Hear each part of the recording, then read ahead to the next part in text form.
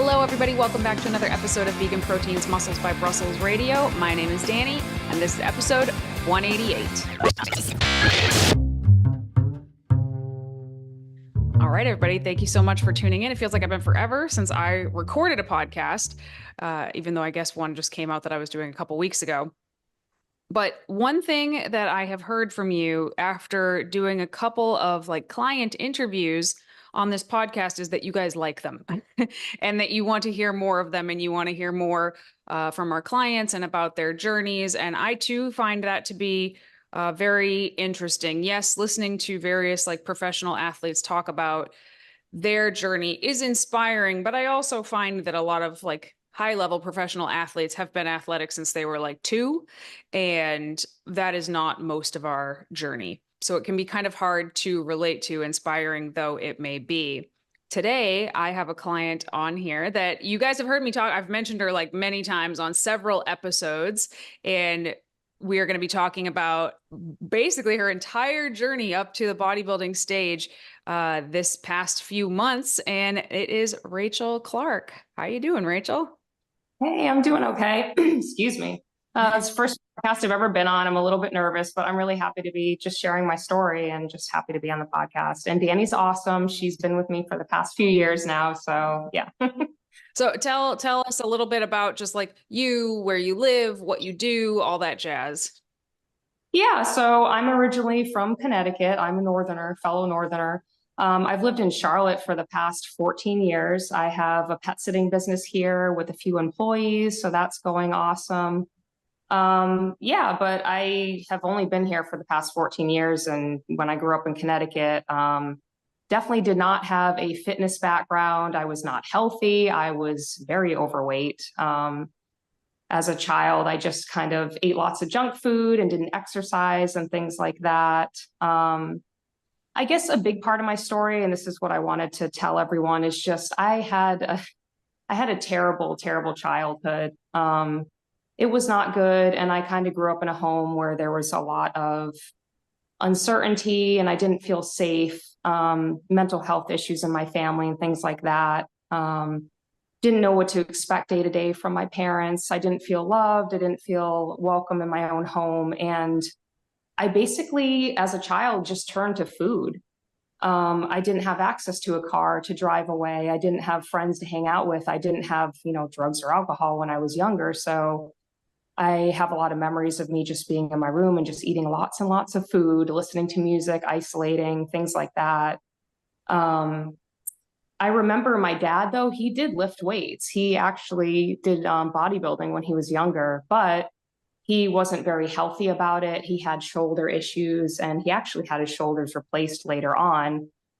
He would have clicking and grinding, but he would still do overhead movements and things like that. So, my idea of bodybuilding at a young age was this is not good. Weightlifting is not great.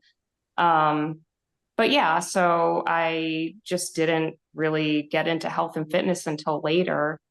And I actually had a lot of social anxiety when I was younger. I just didn't really socialize with people. I was bullied in school. That was something that I really, really struggled with growing up. I didn't play sports. So, I have no background in any of that. I remember one of the ways that you and I connected, I think it was actually before you and I started working together, was 𝐬𝐿𝐫𝐿 and I had recorded that podcast about my own upbringing and how it was so different than what people would have probably guessed about me. And you reached out and you were like, oh my God, that's so similar to my story. And I feel like that's a part of the way that we connected initially, right? Yeah, I had reached out to you. I think I had messaged you and then I had reached out on your website on Vegan Proteins. And it was just crazy, just the similarities and things like that. And I really, really resonated with your story. I had a lot of similar things. It's just crazy. And even the weight, at my heaviest, I'm only 5'2", Danny. And at my heaviest, I was 205. So when I say I struggle with my weight, I really struggle with my weight. I didn't feel good about my body. And I grew up in a family that they were very critical of other people and themselves and me. You know, they had no problem pointing out somebody in public who was maybe overweight, and they'd be like, oh, they should be ashamed of themselves. How could they dress like that? Oh, look at them, how gross. You know, I grew up in the diet culture with my mom always pointing out how she was too disgusting to put on a bathing suit, or, you know, oh, we have to lose weight to look better. So that's the kind of messaging that I had growing up. And I didn't even wear shorts until several years ago. I just didn't feel comfortable going out like that. So Even in Charlotte. yeah, there was just a lot of messaging from my family and the media and things like that that just affected me growing up. Um, so yeah, but like a lot of things that happened with you, I just definitely related to. And I personally, I always find those stories to kind of be the most interesting, just personally. I mean, maybe it's because I can relate to them and maybe it's because you can relate to them, but people that grew up like almost the polar opposite of athletic or athletically inclined or healthy or anything like that, that were somehow in their adulthood, when theoretically we are like solidified as to who we're going to be at this point, decided like, no, this is not who I'm going to be. I'm going to radically change. So what was it that got you kind of down that path? Because I know that when you are raised a certain way with certain beliefs about the world and yourself, it's hard to even imagine that there is anything else. So what is it that made you realize there was something else and that you wanted to pursue it? Yeah, so I think the main thing with my family, there was a whole victim mentality, you know, things that are the way they are, there's nothing you can do about it, there's no way to change it, the world is a dangerous place. I kind of absorbed this from my family, but I also didn't quite believe it. I always had that drive. I always had that idea that I can grow and be a better person, but it was kind of like taken out of me at a young age. So growing up, I just, you know, I would turn to drugs and alcohol to feel better, but deep down I was going against my own values and my own drive and my own things that I believed in. So, you know, I'm a self-help book junkie, and I love learning how to better myself and things like that. So along the way, even though I was doing these unhealthy things and having all these bad habits, I was still reading about, you know, psychology and how I could, you know, be a better person and how I could be healthier and things like that. I didn't actually make those changes though until much, much later in life. Um, so that's a way that I differed from my family and other people. And I didn't really have any social support either. I didn't have any friends. I really just isolated myself and kept myself from other people because I always remembered the fact that I was bullied and that had this idea that people didn't like me. A lot of self-limiting beliefs that I had to work on getting rid of over the years. So basically, I left Woodstock, Connecticut in my early 20s. That's when I had met my now ex-husband. And we kind of bonded over our trauma and things like that. But in one way that we differed is I had that growth mindset and he didn't. So that was always in the back of my mind, like, this doesn't quite fit. It doesn't feel like we're quite compatible. But he did help me to kind of get away from my family and start over. And that's when I started to kind of think of, you know, bettering myself with my health and fitness. I did start getting into exercise, but like most women, I just wanted to get to the bottom of the calories, like eat as little as possible and do all the cardio and all of that. So I did lose weight and I got, you know, healthier, but I was really just a smaller version of myself. For a while, I got into running. I was going to ask about that. I thought running came first. Yeah. I hated running. I mean, I guess like sprinting and stuff like that was fun, but the actual long distance running, I just didn't enjoy it. And then, you know, I would get hurt and I'd just be like, oh, screw this. I'm just not going to exercise.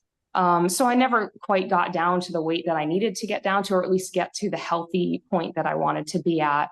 So I started getting into like high intensity interval training, which I loved, but I never, ever touched weights until 3 years ago.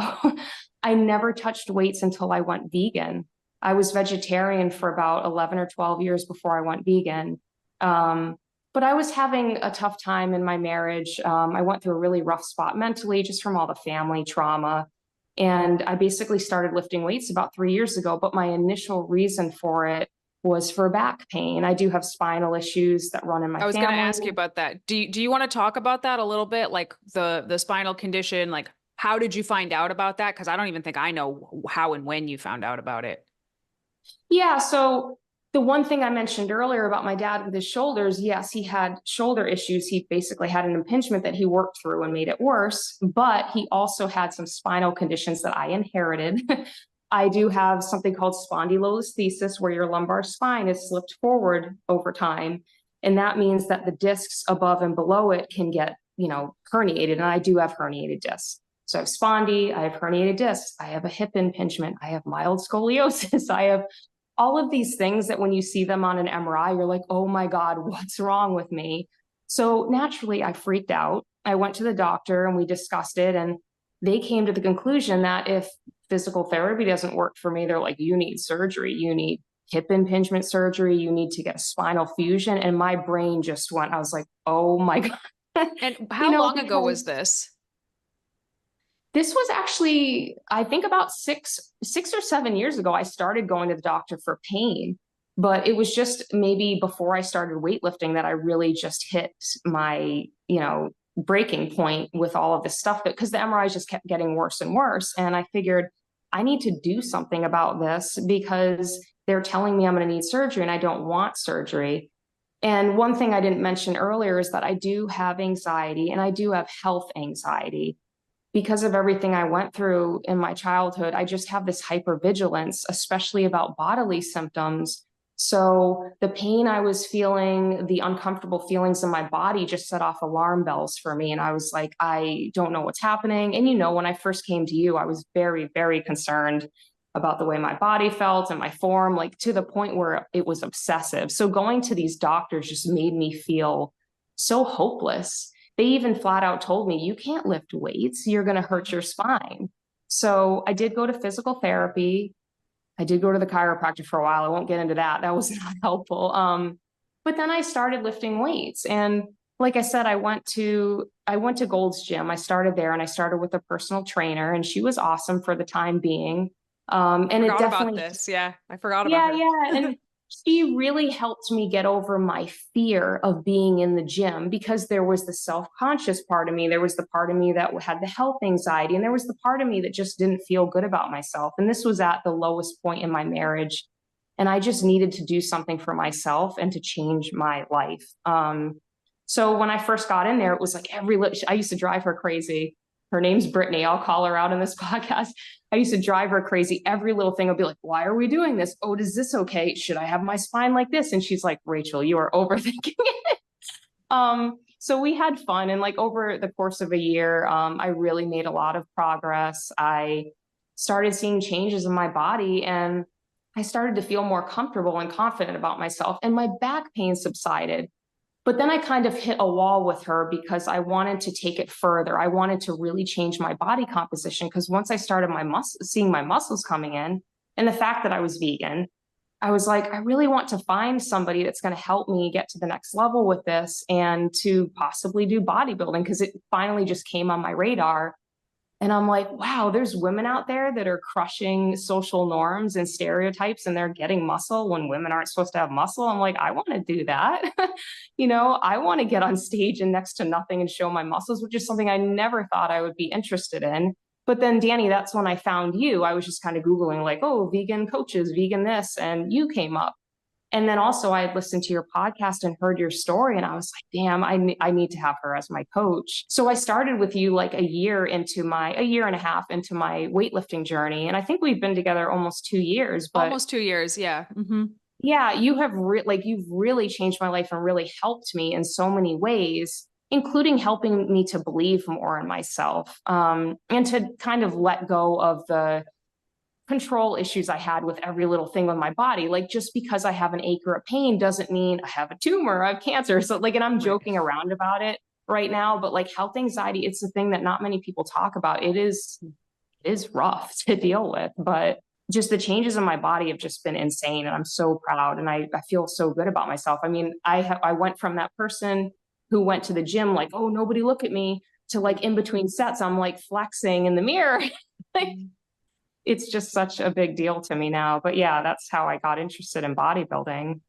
I think that I think the thing about the spondy and the spine and them basically making you feel kind of hopeless is something that I see for quite a few people with various different conditions. I feel like the medical field, and I'm sure it's not everybody, but I feel like a lot of times people are kind of treated like they're broken, and that they kind of need to treat themselves like glass or they're going to get worse. And there's another couple of clients I have that have Ehlers-Danlos syndrome, that have also, that's a connective tissue disorder, that have also basically kind of been told, like, don't lift weights. That's like the worst thing you can do. And I think that there are very few physical conditions where lifting weights is the worst thing you can do. Like, certainly anybody can get hurt in the gym, but anybody can also get hurt outside of the gym. You can get hurt lifting weights, or you can get hurt putting away your groceries because you're too weak to properly put them away. Like, I guess if I had to pick between those two, I would pick hurting myself, proactively trying to help myself every single time. And I think that part of the reason that, obviously you're not like 100% pain free, but you would say it's like significantly reduced from where it was a couple years ago, right? Yeah, the pain has gotten so much better. I still have a twinge in my hip from time to time. And yeah, sometimes I wake up and it's like, oh, I'm in pain. But usually it's because I did something weird in the gym, or I don't know, just everyday life, something happened. Those spinal issues, they're not going to go away. They're spinal abnormalities. But the muscles surrounding the spine is what you need to get stronger to help with the pain. And yeah, it's a million times better, a million times better.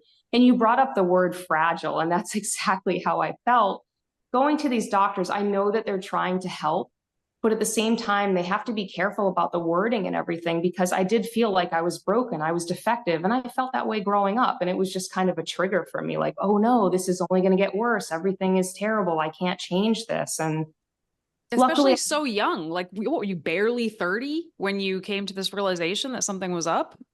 yeah, it wasn't, yeah, because I think I had spondy since I was probably before I was a teenager. It was just something that I was born with, probably, they said. But yeah, I mean, the thing is, it's stable in that area right now. So the likelihood that I will need surgery is very slim. My hip could be a different story. But like I said, everything has gotten so much better with weight training. And I overcame that fear of getting in the gym and lifting weights. Yeah, I mean, Um, you're doing stuff in the gym now that I think you would have just flat out told me no in the beginning. Like, no, I'm not doing that. And now, like, you're doing it and then some, which I think is, one, awesome, and shows to your like mental growth, but also your physical strength, like how much that has increased. But I think it was probably the smart thing to do. Like, maybe you were overthinking things a little too much in the beginning, but I totally get it. And I think that with the right guidance, I think somebody should be able to show you sort of the more, what's the word I'm looking for? Like, scaled down versions of things so that you can build yourself up from there, And I think you've really yeah, done and a great job with that. And that's what I love about bodybuilding, or just weight training in general. If you have an injury or you have any type of physical limitation, you can work around that. You can find a way to work that muscle in a different way that is not going to, exacerbate your physical health problem. And that's what you and I did. Like, we had to, I know when you first gave me my workout plan, I was like, oh no, I can't do this. Oh no, oh no. And then you kept giving me like other things I could do, or you would give me different cues or different, ways I could tweak the form. And then that helped. There was never like, oh, I can't exercise or lift weights at all. That's Mhm. usually not the answer for anyone. So there's always some way to get through that. So there's a really big difference between weightlifting and competitive bodybuilding, or the way I like to think about it is non-competitive bodybuilding, because I think anybody in the gym that's trying to build their body is in fact bodybuilding, but competitive bodybuilding is an entirely different beast. And I'm curious what made you want to do that specifically? Um, and what were some of the things that you kind of, what's the way I'm trying to word this? What were some of your misconceptions you had about bodybuilding before you started that you've since learned are not true? Yeah, there's a lot about bodybuilding that was a misconception or a myth. I mean, when people think about bodybuilding, they always think of like, oh, Arnold Schwarzenegger or like the really big guys that are on drugs. I didn't know that there was natural bodybuilding even available. But yeah, when I first thought about it, I was like, oh, that would be so cool to do it competitively and get on stage. But I didn't quite realize what was behind it, like the prep and everything that went into it. But then as I started researching, I was like, this is crazy, but I still want to do it. There's just something about that insane transformation that really sparked something in me because, you know, I believe that people can truly change their mind, their body, all of that if they put in the work. And back to that growth mindset, I wanted to go far outside of my comfort zone. I wanted to set an audacious goal for myself, like a ridiculous goal that like I couldn't quite picture myself doing it, but I knew deep down that I could possibly do it. And that's what bodybuilding was for me. Also, I remember one of the last times I talked to my dad, and it was not a good conversation. We don't talk anymore. But he had ridiculed me for talking about getting into bodybuilding, especially as a vegan. And I just told him I was super interested. And he's like, oh, well, you can't do bodybuilding unless you do steroids. And if you do steroids, you're a POS. And I was like, oh, well, I'm not going to do steroids, but I am vegan. And he's like, oh, you can't be a vegan bodybuilder. And he just went on. And he wasn't joking. He was being very, you know, critical and mean about it. And when I got off the phone with him, I'm like, F that. I'm going to get on stage. I'm going to be a bodybuilder. And that's when I started really getting into it because I guess spite was kind of what fueled it as well, but also just that whole transformation. And bodybuilding is this weird niche thing that it just, to me, it's just weird and interesting. And I love weird and interesting things. So it is weird. It is definitely weird.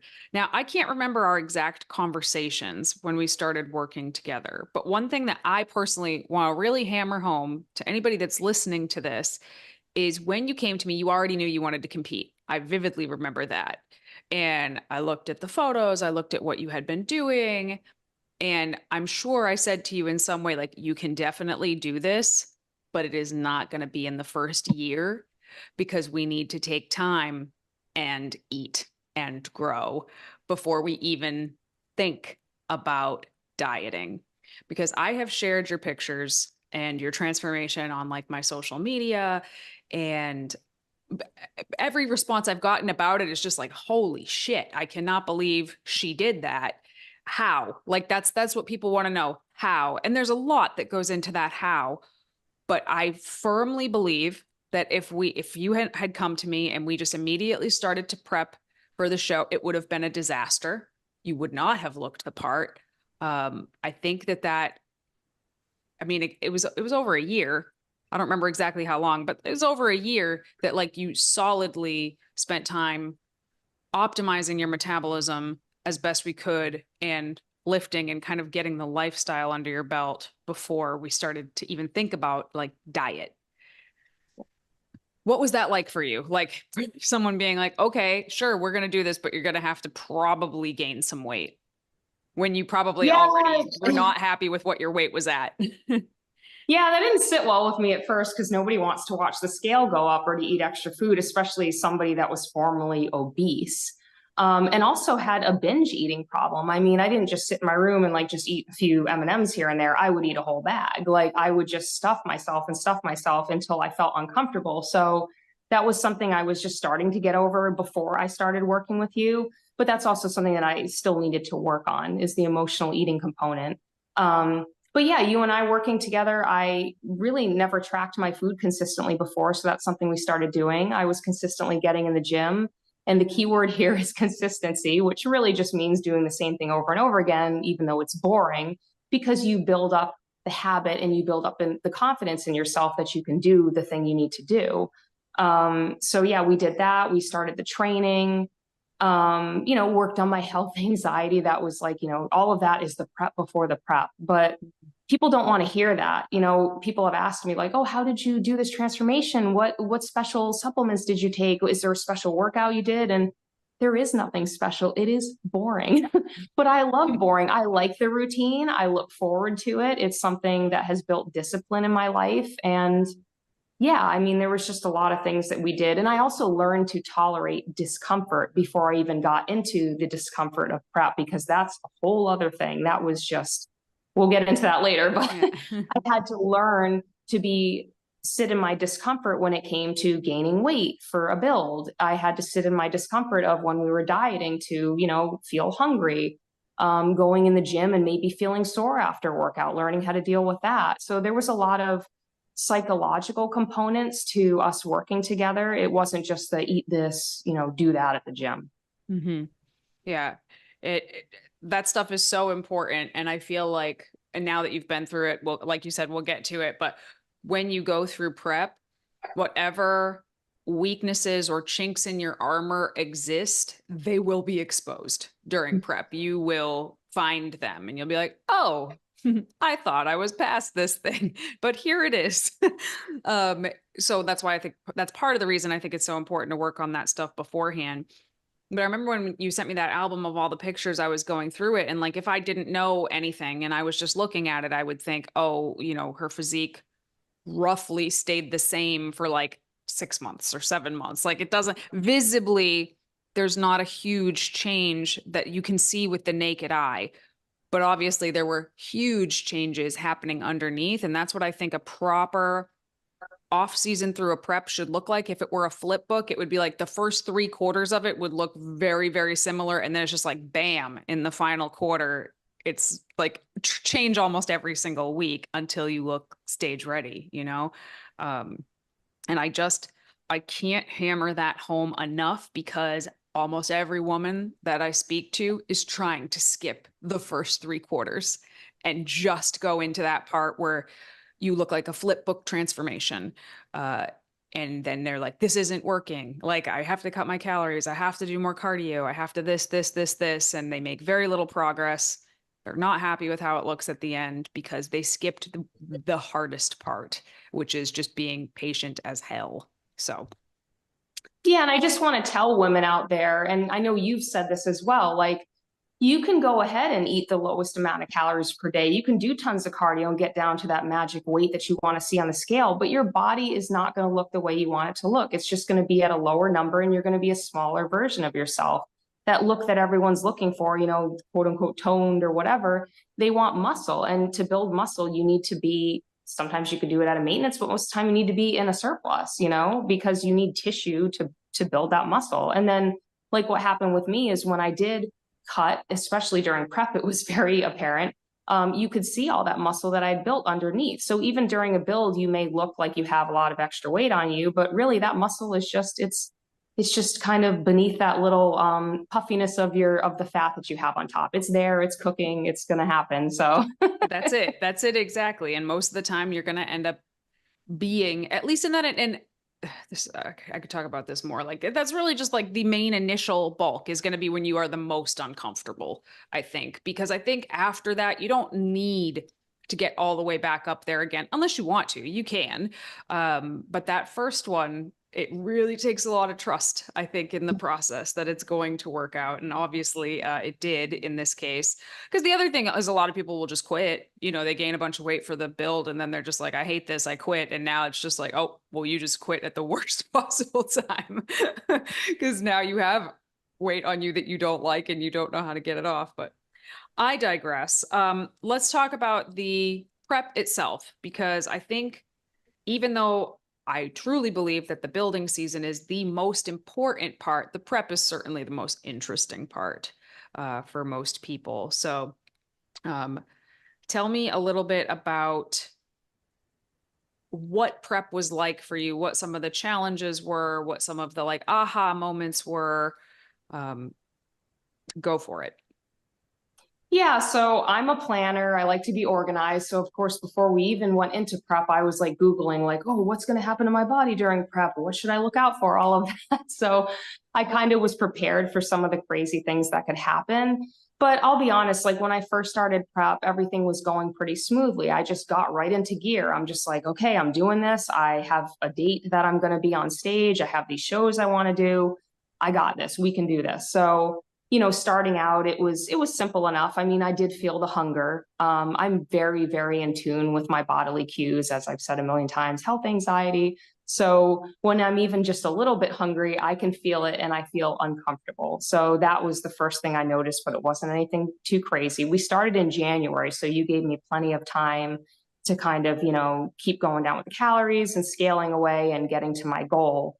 But as time went on, I lost the weight. People were making comments at the gym, which made me feel good. And that really helped propel me. They're just like, oh man, I can notice a difference. Wow, you're working hard. And of course, at first I felt like saying to them, I've been working hard for like 3 years, but nobody says anything until you start getting leaner and you have that muscle. But yeah, as time went on, so like around, 3 months in, I started to feel it.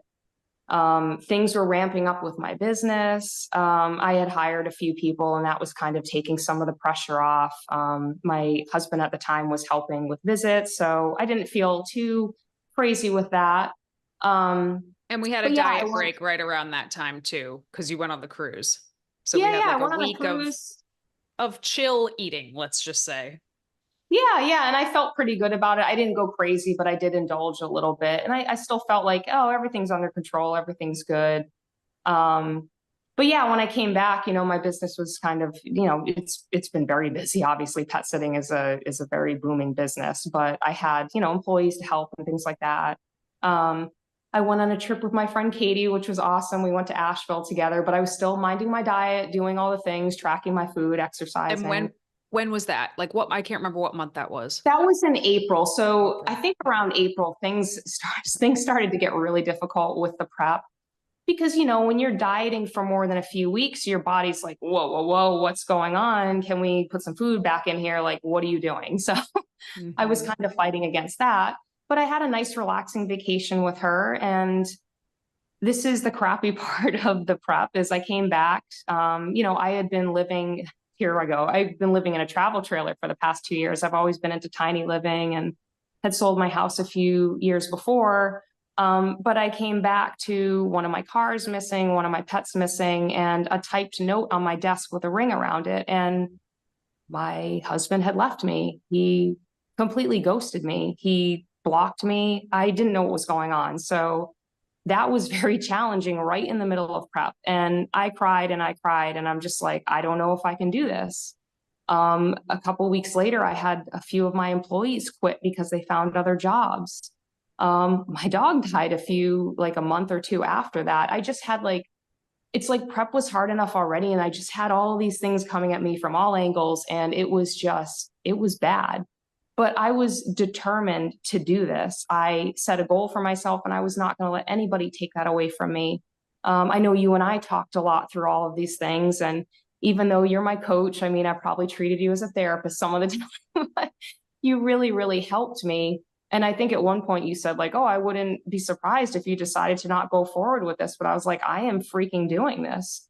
And I did mean that because I think that, I very much am inspired by the fact that you were able to pull through this and do quite well.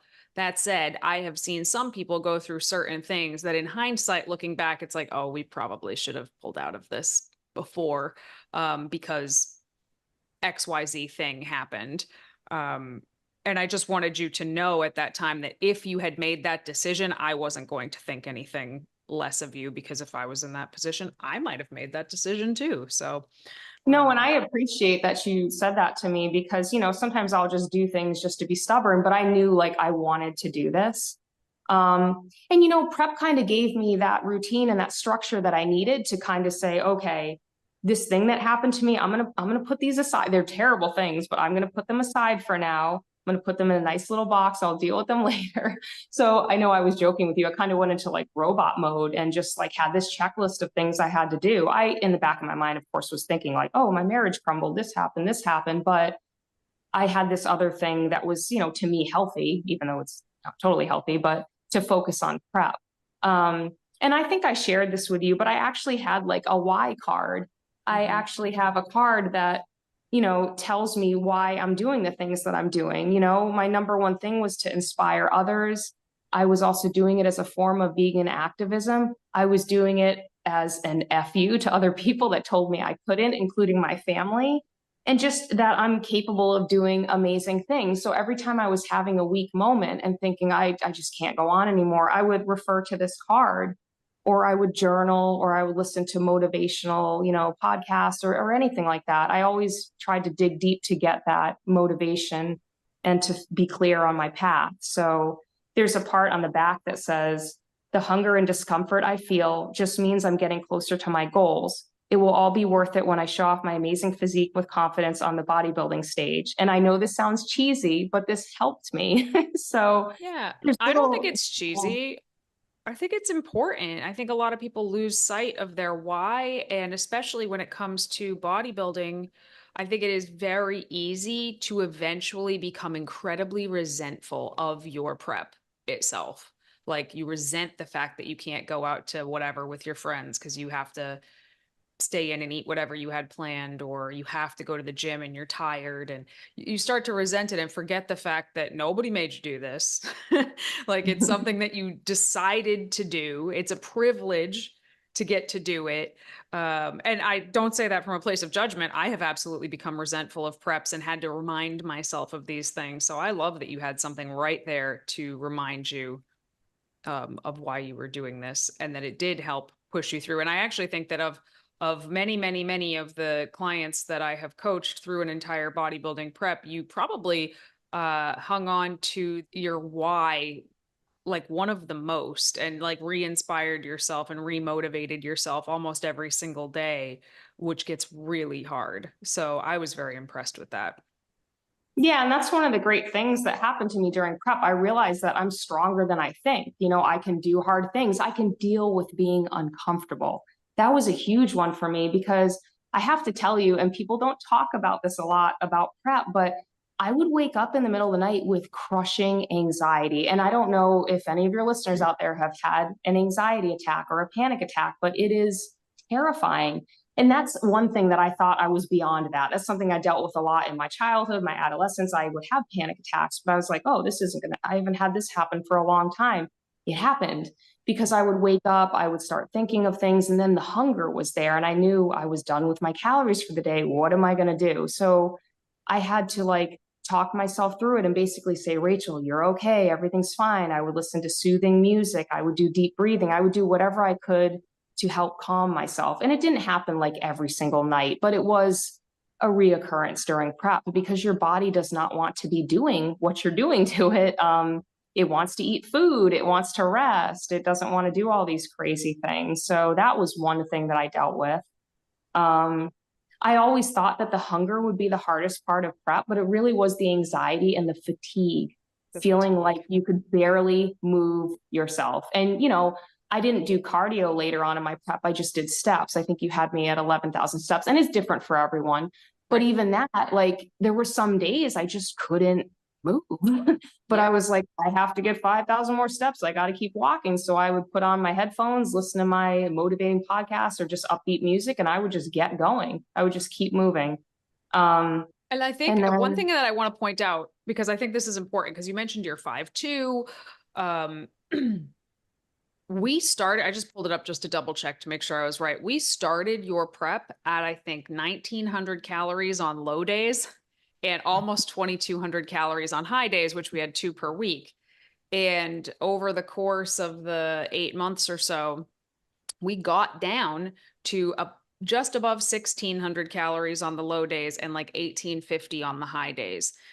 And I know for a fact that there are women, especially women, listening to this going, oh my God, I would kill to eat 1,600 calories and then 1,800 calories on the weekend. I'd be like, how hard could it have possibly been if this little peanut of a woman was eating that much food? And what I do not think that people understand, and I didn't understand this either at first until I coached more and more people, it actually has very little to do with the number of calories you're eating, and it has everything to do with the amount of body fat on your body. Once your body fat gets below a certain point, and that point's going to be different for everybody, like you are famished.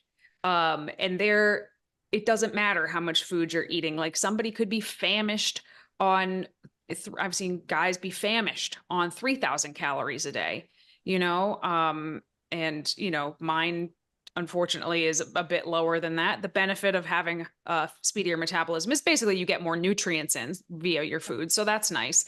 But the actual hunger, if you're like, oh, I'm going to compare my calories to her calories, Rachel is 5 inches shorter than me and eats more than I mean, she ended her prep where I sometimes start mine.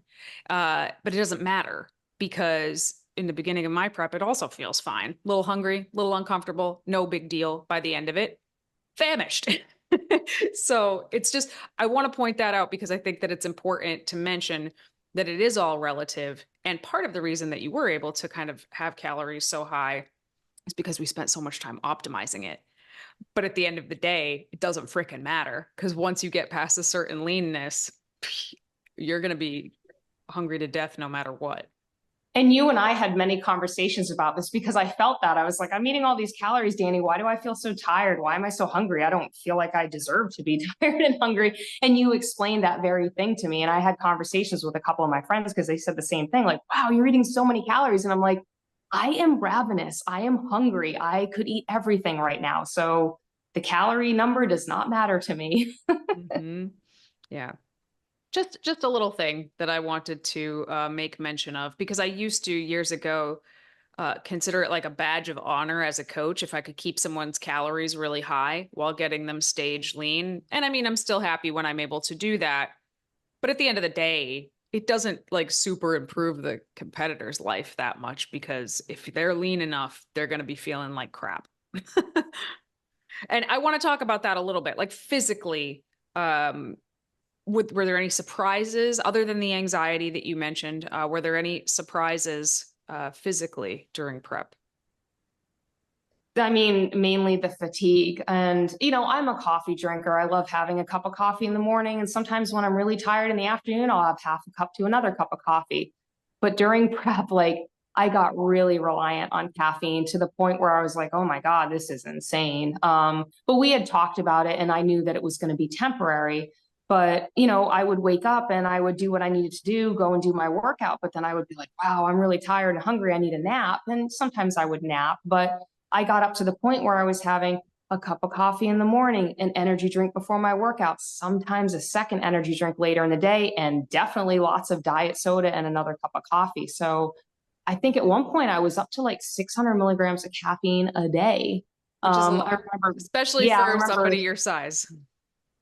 I remember posting something on Instagram one day on my stories, like, oh, I need this to get through my day. And somebody reached out and said, oh my God, energy drinks are so bad for you. And I'm just like, I know, but this is what I need to be functioning as a human being today. So. Yep. And it's so, I mean, it's very common for people to become more and more reliant on caffeine, which is why I like to make sure people are not overdoing caffeine before they start prep, because whatever you start at, you will end much higher by the end of it. And of course, after prep, we try to bring that back down, which you have obviously brought it back down significantly because it's not healthy to be doing that for very long.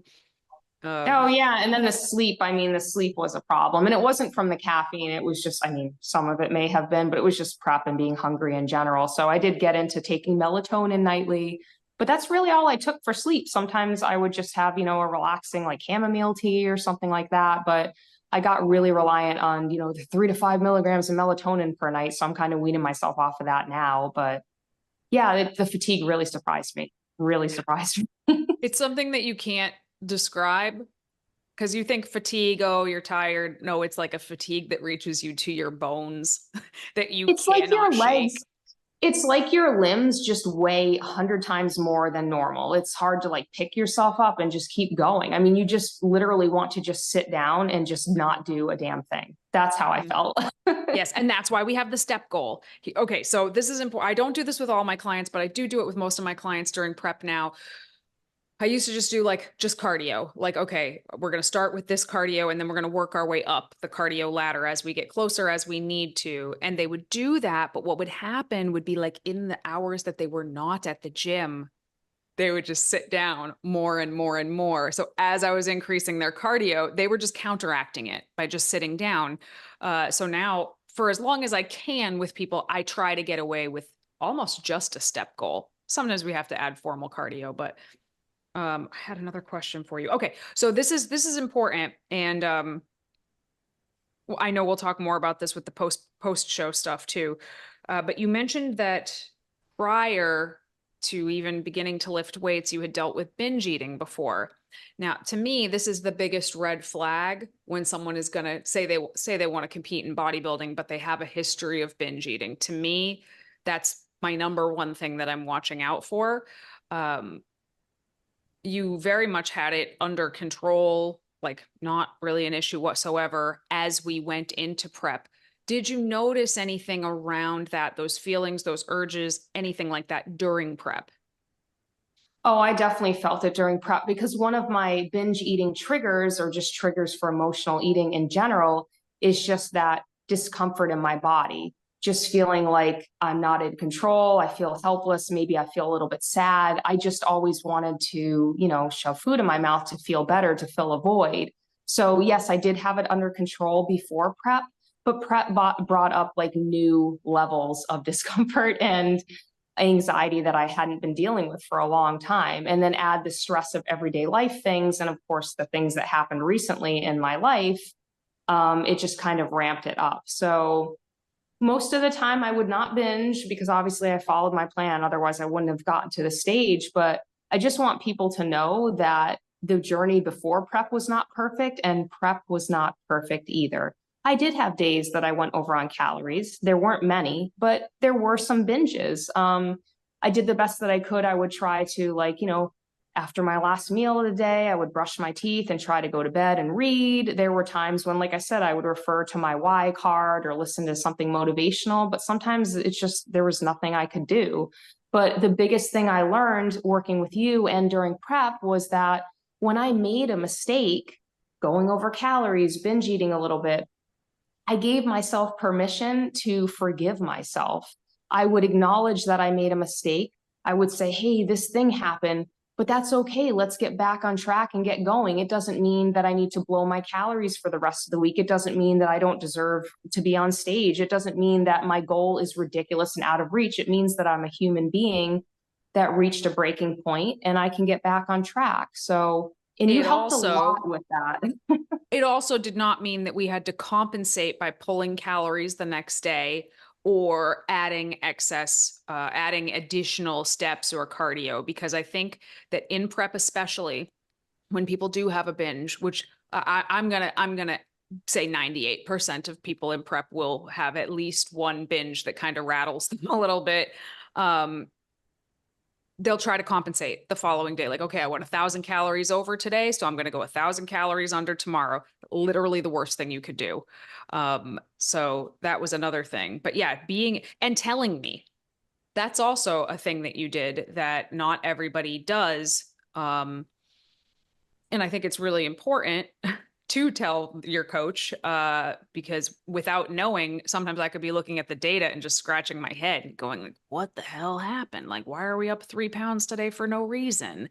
Um, Shit, maybe her body's fighting back or whatever. And I get why people don't tell their coaches, because they're ashamed, because they feel like they failed. They're afraid they're going to get judged. But if your coach is worth their salt at all, first of all, they've been there. Second of all, they're not going to judge you at all. They're going to help you move past it. Um, Yeah, there's definitely that shame around it. And you and I have talked about it, but I've told other people, like, if you work with a coach, you need to be open and honest with them because it is data that you're taking in, and there's no way you can give them a plan that works well for them if you don't have all the necessary information. So, at one time I was like, oh, I ate extra calories. Let me just put it into the next day on my fitness pal. But almost immediately I said, nope, that's not going to help me. It's not going to help Danny. Let me just be honest with her and tell her what I did. And I did. I let you know, because you're right. If the scale jumps the next day and somebody's like, no, I did all the things I was supposed to do, you would be scratching your head and thinking like, well, what am I supposed to do for this person? So yeah. it's important to be honest about it. And it's like, what are you paying for at that point? If you're not going to be honest with your coach, what are you even paying them for anymore? That doesn't make a lot of sense to me. The other thing, from a coach's perspective, if I were to see patterns like that frequently in anybody, doesn't even have to be a competitor, in anybody's measurements, and they're telling me, yep, almost perfect adherence this week, week after week, I'm just going to start assuming that they're not telling me the truth because I know what it looks like. I've seen enough of these data sets to know this, that, or the other. There's maybe 2 out of 100 outliers where weird stuff like that happens. You ask for more detail, and as you get the detail, you're like, okay, well, that's not exactly what you initially said. And, you know, the same way that like you, a bodybuilder, a client, whatever, have to trust that your coach is doing the right stuff by you, the coach also has to be able to trust that the client is going to tell them what's actually going on as well. So yeah, just a little side note. I do think that in the grands, if I had seen, and I think I said this to you at one point, actually, you had maybe like your second, let's say episode, because it wasn't like a full-blown binge during prep, but you had your second one and we talked about it. And I said something like, if I started to see this happening every week, we'd have to pull the plug on this because it would just be too slippery of a slope that like you do not want to go down. Obviously that didn't happen, but I think that's also an important thing to keep in mind is if these, and Ben just made a video about this, like literally just made a video about this. If this starts happening in anybody's prep or diet, doesn't have to be a bodybuilding prep, with any kind of frequency or regularity, or they're getting worse, call it right there because it's not worth the damage that could come from pushing it through that. Mm-hmm. How was your experience actually competing once you got there? It was crazy. I actually really enjoyed being backstage. I enjoyed being on the stage, and I never thought that's something I would be into. I mean, I grew up with crushing social anxiety. I just didn't want to be noticed by people. I just hid and I isolated myself. So the idea of me being on stage in next to nothing is just crazy to me. And my former self would have never believed it. Um, but yeah, just I didn't like the tanning experience. I will say that it was awful, especially at the second show because the tan didn't stick as well. Something was wrong with the formula, or maybe it was me. But everything else, I even enjoyed doing the makeup, and I'm not somebody that likes wearing makeup at all, but that was kind of fun. Meeting everyone backstage, there was a lot of women with inspiring stories, and I got to meet and connect with them, and we were talking, and the expediters were nice. The show promoters, I mean, the expediters were just hilarious. I follow them on Instagram now, but it was just, it's just a world that I never thought I'd be a part of. And then getting up on stage, I mean, my heart was racing, Danny. I was so scared, but once I got out there, like I just somehow found the confidence in me and I was ready to do the posing. I loved doing my routine to my music and everything. It was just surreal. And even though there was a crowd, you couldn't really see the people out there. It was really just the judges that I could see. Of course, they're judging my physique and looking at me and everything, but it was just fun. It felt empowering, and it felt like I just felt accomplished, like I really did something amazing, and I was finally there. And it was very emotional. My first show, I originally thought I was going to be there alone. My posing coach was supposed to be there, but then had scheduling conflicts. So last minute, I didn't have anyone to go with me. And then my friend Laurel, she decided to go backstage with me. I already had a coaching pass, and she documented some of my journey. And I have some of that on Instagram in my reels. And I'm going to do another one later, but it really touched my heart. Like there were people that supported me throughout this journey, not just you and a couple of my friends, but like strangers on Instagram, people backstage. Everybody was just so friendly and welcoming, even though we were all starving and tired and nervous to get on stage. And competing against each other, you know? Yeah, that was like the women that I went on stage with at my first show for women's physique, that category. We were like joking around with each other and talking to each other and like, you got this. And it was a really great feeling. And I competed with OCB for both of my shows, and OCB, I love the vibe. I mean, not all the shows were super organized, but that's to be expected. But I never felt like I was unwelcome there. And it's just, I would definitely compete with them again. But it was just an all around great experience. And then your second show, unfortunately, after you got there, you found out you were going to be the only one in your category, which I've also been the only one in my category once before. How did that feel to you? So originally, so one person dropped out last minute. There were supposed to be two people on the stage. She dropped out. When I saw that, I just felt so crappy. I was like, oh no. And I did feel a lot more nervous at that second show because you know how sometimes they say when you go out in public and you think everyone's looking at you and judging you, like, oh, that's all in your head. I was being judged. I was the only one out there. I was the only one that they were paying attention to. You came to that show for me, and I was so happy, but at the same time, I felt kind of like, oh no, Danny's going to be here. I'm the only one on the stage. What a waste of time. But we had a fun time.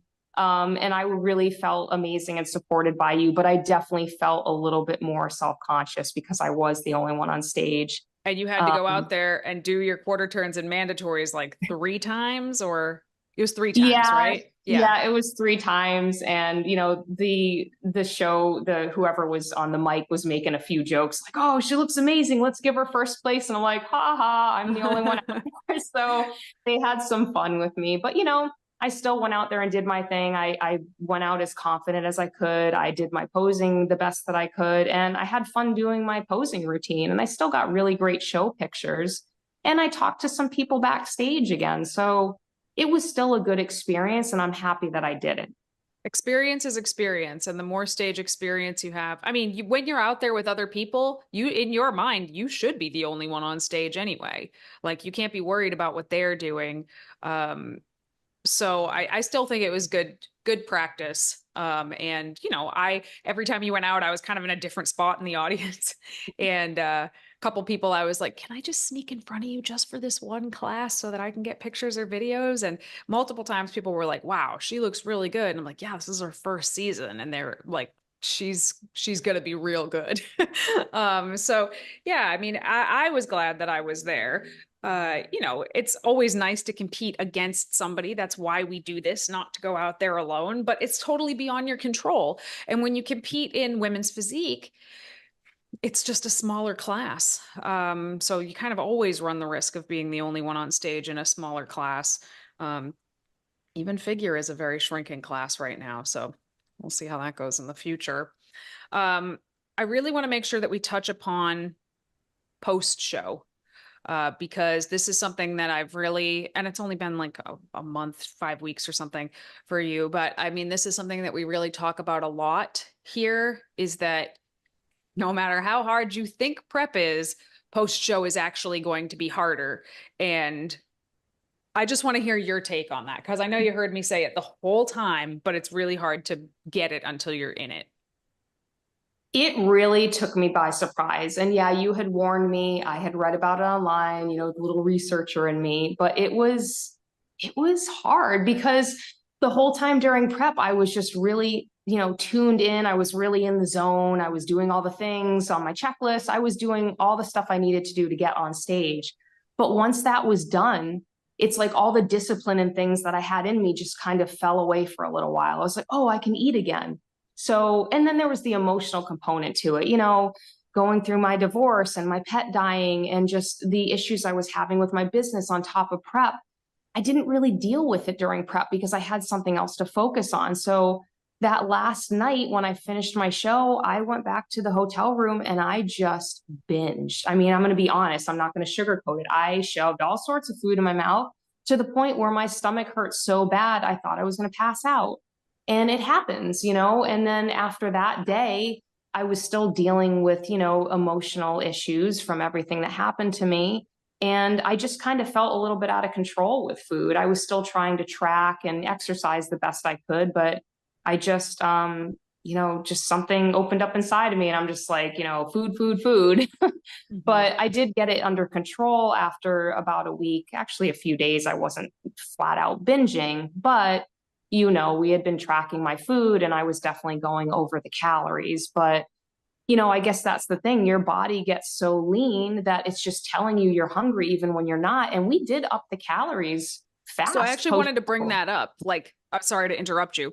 A lot of people assume that post show we're going to go into a reverse diet, which is, you know, very slowly adding calories back in a very calculated and meticulous way. And I hate that. I think it is a terribly stupid thing to do, to be honest, after competition prep. So what we did instead was a recovery diet, which is essentially kind of deliberately gaining back, 5% ish of your body weight quickly on purpose, to help you get out of that shithole feeling that you physically have at the end of prep. And we talked about it beforehand. And I just want to hear, I know you don't have a reverse diet out of prep to compare it to, but I think you can imagine if I had given you an additional 100 calories or something after the show, how well that would have went. But can you talk a little bit about your thoughts on sort of one versus the other? Yeah, I had heard of the reverse diet before we even finished the season. People had talked about it, and my understanding was just what you're saying, like, oh, just 100 calories extra here and there, but very, very slowly to avoid gaining the weight back too quickly. But, I knew that wasn't something I wanted to do. So when you mentioned recovery diet and you told me more about it, I was like, oh, this sounds way better. And I did post show put on a decent amount of weight. I didn't gain like 15 pounds, but I think in the first week and a half, correct me if I'm wrong, but I think I gained maybe 6-ish pounds or something like that. My stage weight was 121. Again, I'm 5'2", so it was about 121 to 122. And then I believe about a week or so later, I was up to 126-ish, 127. So Yep. I did gain weight. Yeah. And some of that could be water weight. Some of that could be just from eating extra carbs, but some of it was probably fat gain. But by doing that, I did start to feel a little bit better. Now, I will say I am 1 month post show ending my season, and I'm still not feeling 100%. Oh, yeah. But you had told me that's normal, and I know that I'm still getting the sleep figured out and everything else. But I really feel that if we did the reverse diet and did it super slow, I would feel like absolute garbage right now, more so than I do. So I think it was important to get some of that weight back on. And to be honest, I would have never adhered to a reverse diet, That's it. That's it I would right have there. felt worse about myself. Like, oh my God, Danny, I freaking blew it. I went 1,000 over this ridiculous calorie count that you gave me, and it would have been terrible. So And if I I'm had all told for you the recovery our diet. goal is to gain as little weight as possible, like you would just feel so shitty every single day that you had to step on the scale. And for what? Like, that's my big question, right? If there was a purpose here, I would understand why people attempt to do it, but for what? Like, if the goal is to get into a building season to do it again, or even just to get back to normal life, what's the point? Like, you're just prolonging suffering for what? I can't. It's so funny that this used to be so standard that we all thought it was perfectly normal until we all tried it after every single prep for years in a row. And nobody can do it.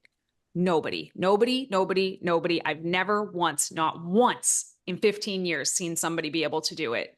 So, anyway. And recovery diet or not, whether it's reverse, recovery, whatever it is that people do post prep, it's still hard. Like, it's not like I can immediately adhere. I mean, I can obviously do that physically, but it's hard. It's a mental thing. It's like, and then your body's telling you to eat, eat, eat. So that's something I just had to deal with, but definitely prefer the recovery diet. Yeah, I agree. And I think it's interesting that basically, at least for the last several weeks, I mean, your maintenance has been close to 3,000 calories. You bumped up to that 127 or whatever, and then for a couple weeks, 3,000 calories ish per day on average, and you stayed right there, like right at that weight.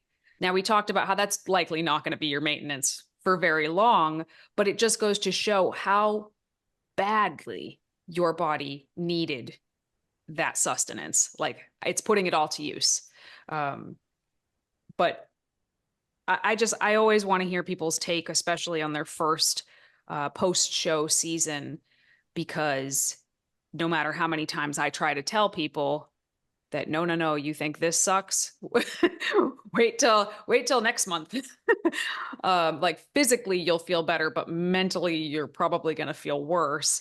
And the more I think we can hear people who are experiencing it talk about it, hopefully the more people will understand. And this is also why if somebody is to work with a coach, don't even think about like ending that coaching as soon as your season is over, because you probably are going to need that more than ever the month or two afterwards.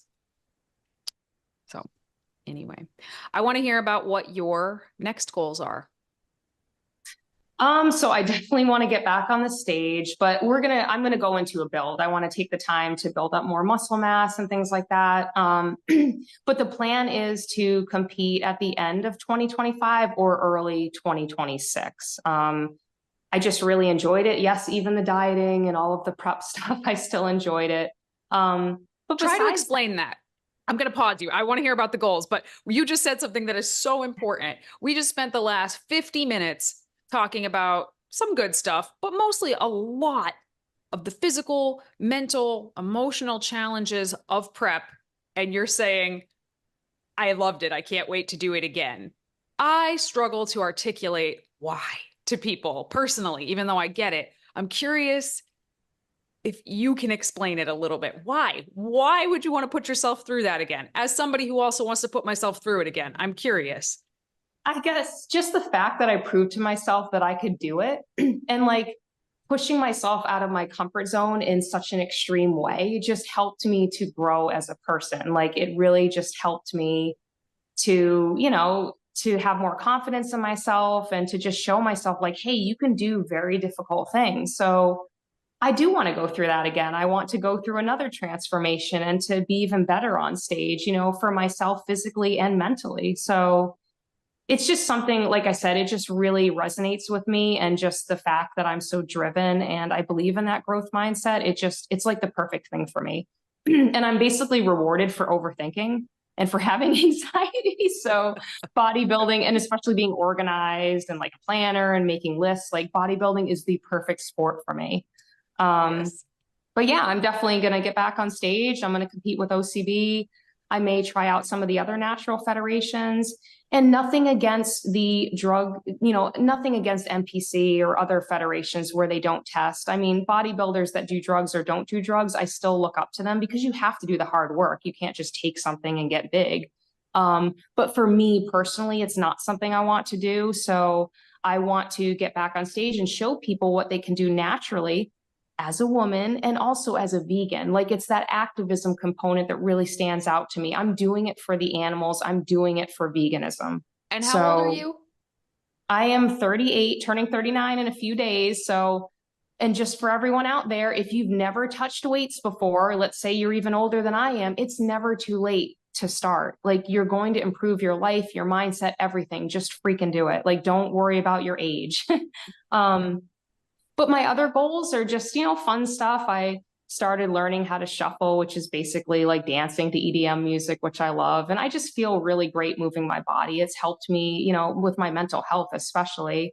And so my new audacious goal is to learn some moves so that I can go dance in the park with some group that's in Charlotte where they do shuffling. So that's one thing. And then another thing is, I'm really, really interested in the psychological component of health and fitness. And I started studying for my NASM CPT. And I just want to learn more about like the behavioral components and everything that goes into, creating lasting change with health and fitness. I want to inspire other people and help them in some way. So that's something I'm working on as well. And yeah, there's just so many opportunities ahead of me. Even though I really struggled with my prep and a lot of things earlier this year and, my divorce, it was actually, I see it as a gift. Like I was really being held back in so many ways. And I don't know, I just feel so great about my future. And I do have a lot of goals and I'm really excited.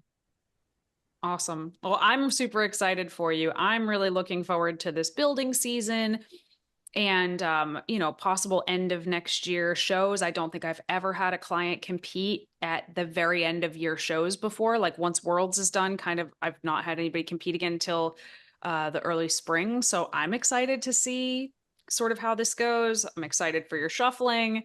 I'm excited for the new socializing that you've been doing, your new place. Like I think it's all going to be very, very good for you. And I know for a fact that this podcast is going to be really helpful and insightful, I think, to a lot of people. And Rachel, where can people find you if they want to follow you? Yeah, I really hope this does help people. And I also want to say, like, I'm really focusing on connections now in my life. I want to connect with other people and make friends and things like that. So anyone listening to this, if you want to reach out to me, get any other information, or just say, hey, my Instagram is at Vegan Muscle Machine. So that's my alter ego for me. And it's like my confidence building name. So yeah, reach out to me there. That's where I am mostly. That's the only social media I really work with. And Rachel's great about sharing so much of her journey in her stories, which I personally suck at, but Rachel's really, really good. And if you want to see her transformation from like when we started together to up till the stage, that's a reel that I think is on your page. Like we collaborated on it, so that should be there. And I think that if you see that and pair that visual with what we've talked about on this podcast, I think it will hit even harder. But thank you so much for being on this today, Rachel. I know this was your first podcast. I think you freaking nailed it. Thanks for having me on. I was nervous, but hopefully I did okay. But thank you so much, everyone. You did awesome. All right, everybody, thank you so much for tuning in to another episode of Vegan Proteins Muscles by Brussels Radio. If you are interested in any kind of one-on-one coaching for vegans, that's what we do, and that's what we've done for 15 years. Go to veganproteins.com, click on the coaching page, and you can just fill out an application. You will hear back from one of us very quickly. Follow us on Instagram, Facebook, YouTube, at Vegan Proteins and at Muscles by Brussels. Once again, my name is Danny, and we will talk to you soon.